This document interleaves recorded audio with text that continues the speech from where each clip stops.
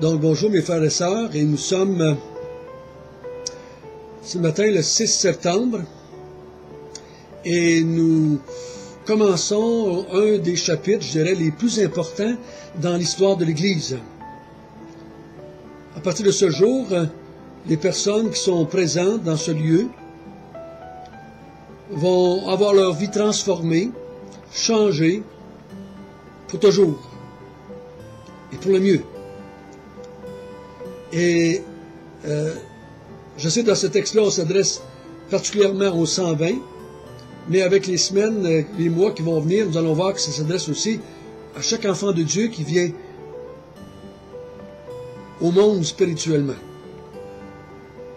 Donc, dans ce chapitre 2, c'est le début de l'Église et c'est très important qu'on comprenne bien ce qui s'est passé. Essayez, je vais essayer de vous aider à ne pas interpréter le texte avec ce qu'on connaît aujourd'hui. Mais on va essayer de se mettre dans la peau de Luc et de Théophile et de vraiment ce qui s'est passé. Et on va laisser le texte nous dire, nous décrire ce bel événement qui a changé par la suite la face de la terre, si je peux dire ainsi. Mais on va commencer par un mot de prière, si vous voulez bien.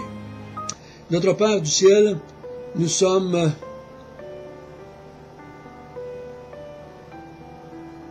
de tes enfants, nous disons que nous sommes été des élus, nous avons été choisis, nous disons que nous avons l'Esprit Saint, mais nous voulons regarder ce matin un peu d'une façon peut-être nouvelle, mais d'une façon en tout cas fraîche. Qu'est-ce qui s'est vraiment passé dans cette journée-là? Et comment est-ce qu'on peut appliquer ça à nous aujourd'hui? Mais donne-nous premièrement de voir ce que tu voulais nous dire à travers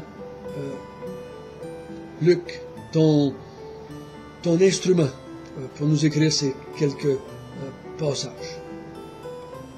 Donc que ton esprit nous guide ce matin. Sans lui, nous ne pouvons rien comprendre des Écritures. Amen. Donc, au verset 1 du chapitre 2, nous sommes le jour de la Pentecôte. 50 jours après la Pâque, 10 jours après le départ de Jésus, et c'est l'ouverture de l'Église. C'est le premier jour officiel, je dirais, de l'Église.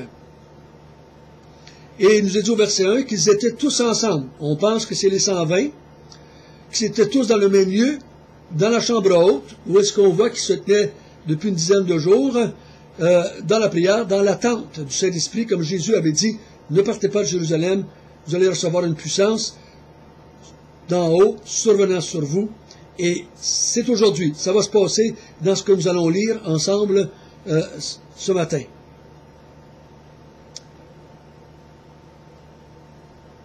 Ce texte, pour bien le comprendre, va aller du verset 1 jusqu'au verset 21. Je ne sais pas si on va avoir tout le temps de le voir aujourd'hui, mais on va faire ce qu'on peut dans les 20 minutes que nous avons. Maintenant, premièrement, nous allons lire qu'est-ce qui s'est passé, et ensuite ça, on va laisser Pierre nous interpréter ce qui s'est passé. N'essayons pas d'interpréter avec ce qu'on a entendu, ce que nos pasteurs nous ont prêché, ce que nos amis nous ont dit, ce qu'on a comme expérience.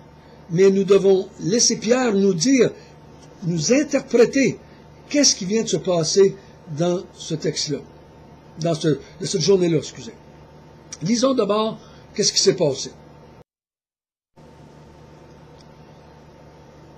Tout à coup, il vint du ciel un bruit comme celui d'un vent impétueux. Il remplit toute la maison où ils étaient assis. Des langues, semblables à des langues de feu, leur apparurent séparées les unes des autres, et ils se posèrent sur chacun d'eux. Ils furent tous remplis du Saint-Esprit, et se mirent à parler en d'autres langues, selon ce que l'Esprit leur donnait de s'exprimer.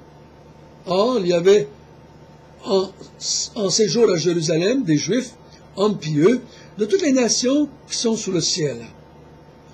Au bruit qui eut lieu, la multitude s'accourut, et elle fut confondue, parce que chacun les entendait parler dans sa propre langue. Ils étaient tous dans l'étonnement et la surprise, et ils se disaient les uns les autres, « Voici ces gens qui parlent, ne sont-ils pas tous Galiléens? Et comment les entendons-nous dans notre propre langue, à chacun, dans notre langue maternelle? Parthes, Médès, Élamites, ceux qui étaient de la Mésopotamie, de la Judée, de la Cappadoce, le Pont, l'Asie, la Phrygie, la Pamphylie, l'Égypte, et ceux qui sont venus de Rome, juifs et prosélytes, crétois et arabes, comment les entendons-nous parler dans nos langues des merveilles de Dieu? Ils étaient tous dans l'étonnement, et ne sachant que penser, ils se disaient les uns aux autres, que veut dire ceci? Mais d'autres se moquaient et disaient, ils sont pleins de vin doux. C'est ce qui s'est passé. Maintenant, essayons de voir simplement la description que Luc fait. Donc, pendant qu'ils sont ensemble, c'est la Pentecôte, dont on a vu ça au verset 1. Il y a des centaines de milliers de Juifs qui sont venus de par le monde, ils sont là. Et c'est pas pour rien, je crois que Dieu a choisi cette journée-là pour commencer l'Église. Et là, pendant qu'ils sont réunis ensemble, il y a un grand vent, un bruit, comme celui d'un vent impétueux. Ce n'est pas un vent impétueux, mais c'est un bruit comme. Et il remplit toute la maison où ils étaient assis.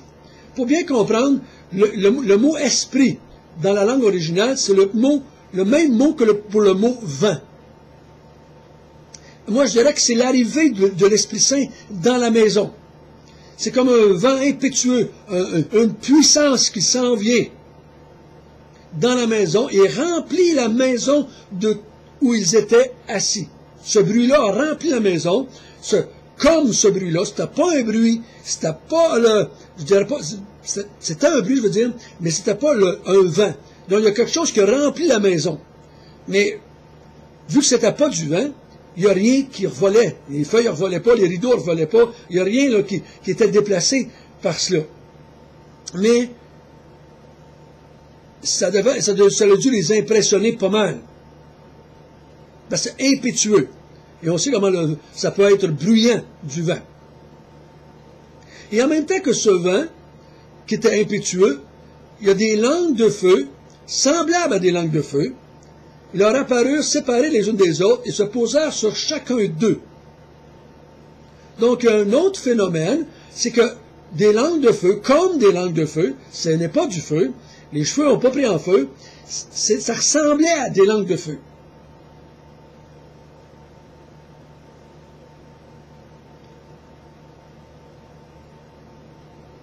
Et il y en a eu une sur chacun d'eux. Tous ceux qui étaient là, sans exception. Si c'était les 120, toutes les 120 en avaient. Si c'était juste les 12, toutes les 12 en avaient. Mais peu importe, tous ceux qui étaient là en ont eu sans exception. Et ça, c'est le phénomène qui va attirer les foules. Ce bruit-là est assez précis pour attirer des foules à un endroit bien précis. Est-ce qu'ils ont eu l'aide de Dieu pour y aller? Peut-être. Mais c'est un phénomène. Les gens ont entendu un bruit et ils se sont dirigés vers le bruit. Ceux qui étaient plus près ont vu que ça venait de cette maison-là. Ils sont allés vers ça. Et au verset 4, c'est marqué, « Ils furent tous remplis du Saint-Esprit. Et ils se mirent à parler en d'autres langues, selon ce que l'Esprit leur donnait de s'exprimer. » Ça, c'est l'autre phénomène. L'Esprit Saint rempli, il a rempli la maison.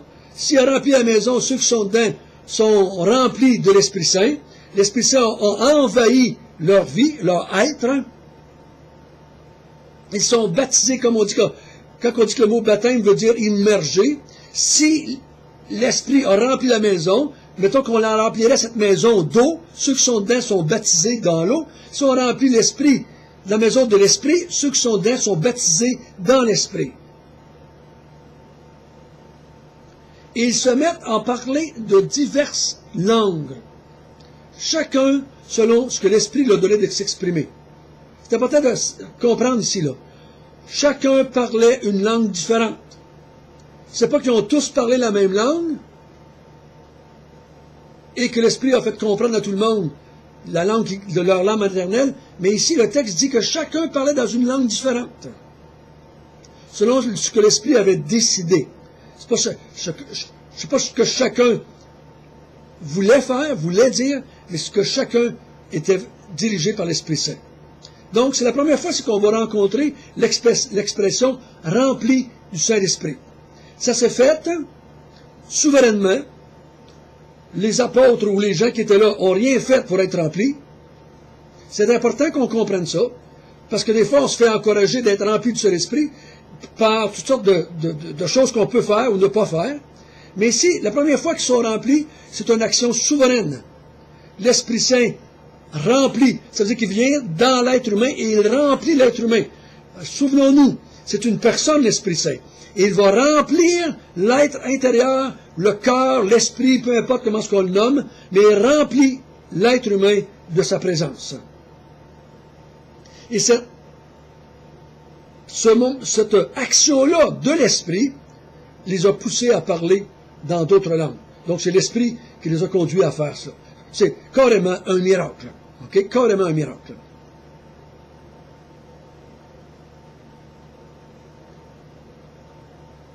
Donc, ceux qui étaient dans la ville, ces hommes qui étaient venus fêter la Pentecôte, des hommes pieux, des hommes religieux, des hommes qui croyaient en Dieu, des Juifs pratiquants, ils viennent vers la maison et ils entendent. Comment se fait ça qu'on les entend parler dans nos propres langues maternelles? Comment se fait ça? C'est tous des Galiléens, ça. Comment ça qu'ils parlent? Je suis pas mal certain qu'ils n'avaient pas d'accent. C'est moi qui dis ça, là. Parce que quand le Saint-Esprit fait quelque chose, il le fait bien, il le fait parfaitement. Il leur a donné de parler en langue, et les gens comprenaient. Ils disaient, ils parlent de notre langue maternelle. C'est tous des Galiléens. Comment ça se fait? Et là, il y en nomme plusieurs. Je pense que c'est 16 ou 17, si je me souviens bien. Plusieurs langues maternelles. Si chacun parlait une langue différente, mais il était plus que 12. Il était plus que 12. Parce qu'on voit 16 ou 17 langues qui nomment ici.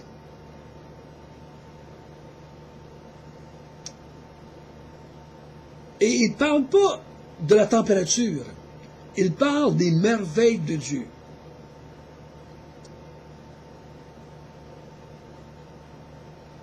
Que veut dire ceci? Qu'est-ce que ça veut dire? Ils sont pleins d'étonnement. Et d'autres, pour se moquer, disaient, sont un peu ivres, sont un peu chauds, sont pleins de vin doux. Ça, c'est l'événement. Un miracle pur et simple, fait par l'Esprit Saint qui arrive. Donc, ce n'est pas quelque chose qui s'est fait en cachette. C'est un fait historique. N'importe qui était là dans la ville, qui soit croyant ou pas croyant, ont entendu le bruit. Je ne sais pas ici que quand ils sont arrivés, là à la place, est-ce que les langues de feu étaient encore là? Je ne le sais pas. Le texte ne nous le dit pas. Peut-être que oui, peut-être que non.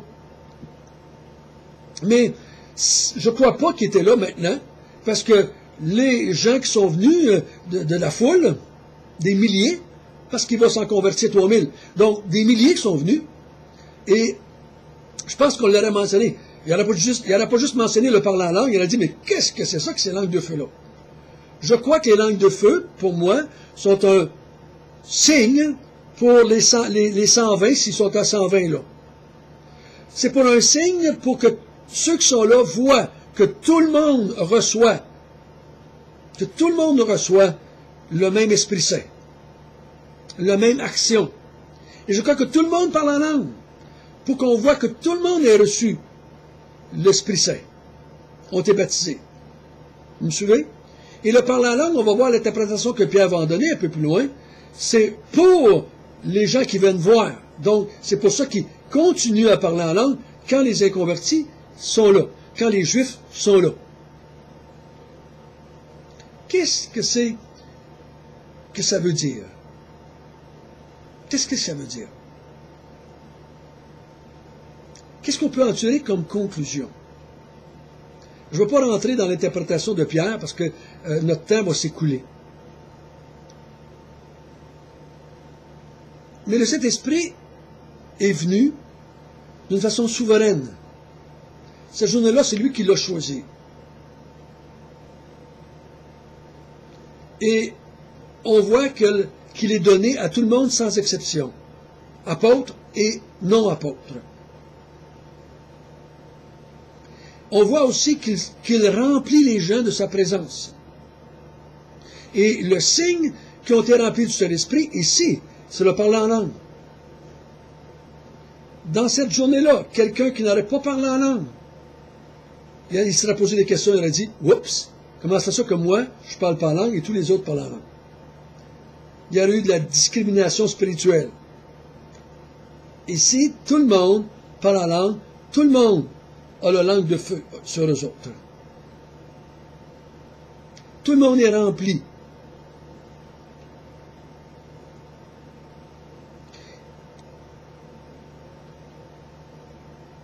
Ce que j'aimerais juste mentionner, on va en reparler plus loin, on en a parlé souvent. Le fait d'être rempli du Saint-Esprit, ce n'est pas quelque chose que l'on contrôle. C'est quelque chose qui arrive, selon ma compréhension, une fois dans la vie du croyant. Et cette fois-là dure pour toujours. Je crois que le croyant est rempli le jour où est-ce qu'il est baptisé dans l'Esprit. Il est rempli de l'Esprit pour toute sa vie chrétienne. Et cette densité, cette plénitude de l'Esprit ne varie pas. Parce qu'elle ne dépend pas de l'être humain. Elle ne dépend pas des Juifs ici. Elle dépend des apôtres aussi, ou des chrétiens. Personne n'a fait quoi que ce soit pour être rempli, et c'est souverain. Personne n'a fait quoi que ce soit pour parler en langue, ça a été souverain. Donc, peu importe ce qui va se passer après, il faut se rappeler ici que c'est un acte souverain de Dieu. Le bruit, les langues de feu et les langues parlées. C'est tout souverain. Donc, il ne faut pas penser qu'après cela, il faudrait penser, si tu n'es pas rempli de cet esprit, il faudrait que tu sois rempli de cet esprit. Puis là, on mélange rempli de cet esprit avec attrister cet esprit, ne pas éteindre cet esprit. On mélange ça. Ça n'a pas rapport tout à fait. Ici, toute personne qui est baptisée du Saint-Esprit est remplie et parle en langue. Et on va voir ensuite, est-ce que toute personne qui est baptisée du Saint-Esprit et qui est remplie du Saint-Esprit va parler en langue. On va voir ça plus loin. Mais ici, c'est le cas. Rappelons-nous, c'est un acte souverain. C'est Dieu qui met le Saint-Esprit dans quelqu'un, qui le remplit et qui lui donne des capacités par la suite. On va voir ensemble plus loin si le parler en langue n'est pas tout le temps, mais si le parler en langue, c'est un effet d'être rempli. Ce n'est pas un effet de sainteté, ce n'est pas un effet d'obéissance, ce n'est pas l'effet d'une prière, ce n'est pas l'effet d'une imposition des mains, ce n'est pas rien qui vient de l'homme. Ça vient de Dieu. Donc, nous allons voir l'interprétation de Pierre de ce moment-là, parce que il y a une raison bien spéciale. Parce que ça aurait pu se passer dans le silence, dans la chambre haute, et personne ne se serait aperçu de rien, et avait été baptisé et rempli de Saint-Esprit pareil. Mais il y a une raison, là. Il y a une raison bien importante qu'on va voir demain. Pourquoi Dieu a fait de ce moment quelque chose de spectaculaire? Quelque chose que tout le monde dans Jérusalem va savoir que ça s'est passé. Notre Père du ciel, merci que tu nous as ramenés 2000 ans en arrière, et nous avons, par le biais de Luc et de Théophile, qui a reçu cette lettre, nous avons assisté à la première fois où est-ce qu'un être humain a été baptisé sur l'Esprit. Et on en voit les effets tout de suite. Ils se mettent à parler en langue. Ils se mettent à faire des choses impossibles à l'être humain. Ils se mettent à dire des choses qui sont impossibles à l'être humain. Ils sont des miraculés, si je peux dire ainsi. Tu as un but, et c'est ce que nous voulons savoir. Et Seigneur, c'est le début, tu l'avais promis, Tu as accompli ta promesse. Nous te louons, nous te glorifions parce que tu es un Dieu de parole. Ça faisait des millénaires que tu avais parlé de la venue du Saint-Esprit. Les prophètes en avaient parlé. Jean-Baptiste en avait parlé. Jésus en avait parlé. Et c'est arrivé maintenant. Donne-nous de bien comprendre dans les chapitres qui vont venir pourquoi tu as fait cela. Et c'est au nom de cet Esprit Saint que nous te bénissons et que nous te glorifions. Amen.